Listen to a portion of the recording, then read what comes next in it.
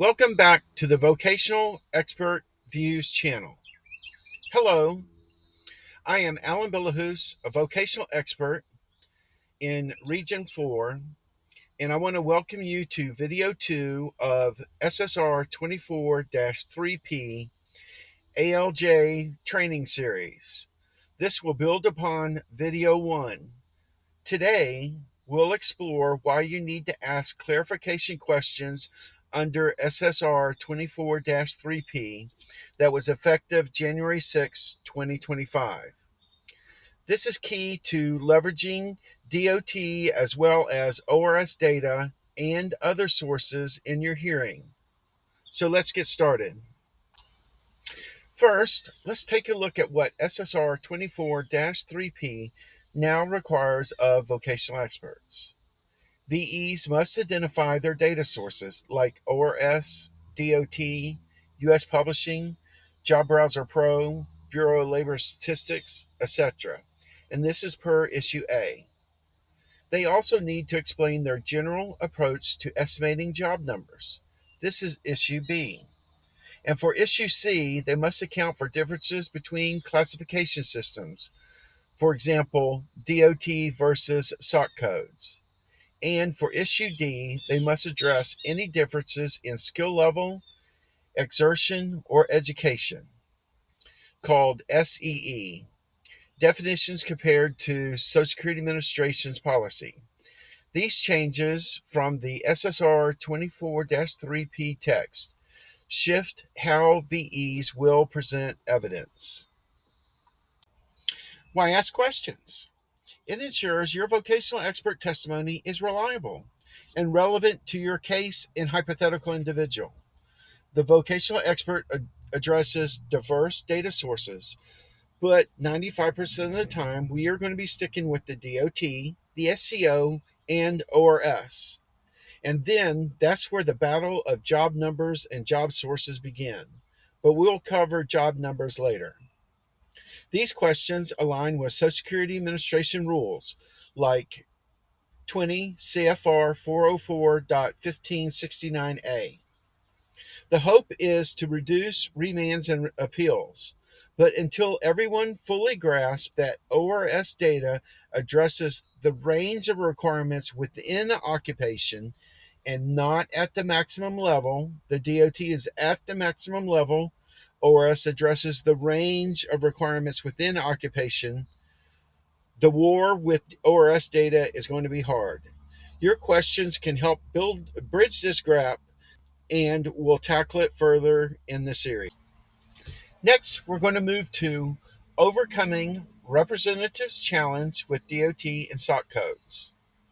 By the end of this series, you won't fear a representative attacking a SOC group, but it will take more videos to get there. So let's get started with DOT codes. A single DOT code, like for forklift driver, can also be called industrial truck driver. When the Department of Labor, during doing its job analysis, and each job had more than one job analysis, and then they collaborated into a single DOT definition. If they decided that these jobs weren't dissimilar enough, they were grouped together. So many occupations would go under one DOT code if they weren't vastly different. For example, a cherry picker machine operates very similar to a forklift, but it also operates very different from a forklift. However, both of them work in a warehouse, both of them have lifting requirements. Oftentimes, a person who is a cherry picker also can do a forklift, just like a forklift driver can often drive a cherry picker, and therefore the Department of Labor deemed that they were too similar for it to justify an additional DOT code. Therefore, they were assigned the same DOT code. And there are many occupations out there like that. So, what's the point? One DOT code can cover multiple occupations if the Department of Labor saw no need for separation. Meanwhile, ORS data is based on a SOC group. A SOC group is a group of occupations that are very similar in a lot of ways, often with knowledge or task or what they're working with. We'll explore this in future videos to help strengthen your understanding of SOC groups and how they work. Current VE questioning challenges with the DOT. Many judges and Social Security Administration regions still want to rely on standard DOT testimony. There are some VEs that can do ORS testimony. However, many regions and judges are still uncomfortable with ORS data and how it's used. The DOT has been unchanged since 1991, and because of that, it's prompting questions like, has the functional requirements of this occupation changed? Or are there environmental changes? Have the occupations adopted modern technology? These aim to solidify DOT testimony in Moderna, but SSR 24-3P is shifting us to use current data, and that would be ORS data. So we're going to take a look at the DOT code for lawyer. Let's take a look. So SVP of 8 is highly skilled. The G is general learning ability. That's a 1. That's in the top 10%. Verbal learning ability, that's the V. That's in the top 10%. N is numerical ability. Again, that's in the top 10%. Also, look at the physical demands. Since you're well acquainted with what an attorney does, there's no climbing, balancing, stooping, kneeling, crouching, or crawling. Frequent reaching, frequent handling, frequent fingering. Has that changed? Constant talking and constant hearing. Has that changed? Frequent near acuity. Accommodation. And then, of course, there's environmental conditions, and there's no changes in the environmental conditions. So, as far as the cognitive requirements and abilities, nothing has changed with the attorney position. In addition, the SVP skill level 8 has unchanged since 1987. Wouldn't you agree? Next, we're going to take a look at the alternate job titles, which you can see here, as well as the DOT definition. I'm not going to read this out to you, so if you'd like to look at it, feel free to pause the video to read it. It's just here for an example right now. So let's take another look at DOT 110.107-010, lawyer. So the cognitive and physical demands, as well as environmental demands, are basically stable since 1997.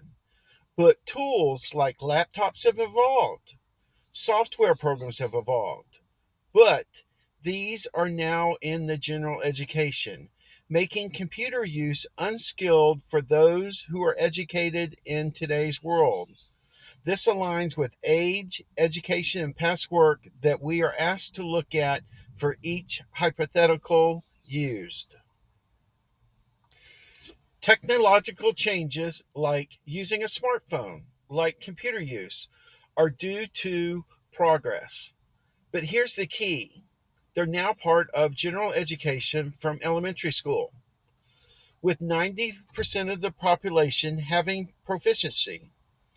The DOT ratings remain valid for those with current education, which goes back to each hypothetical.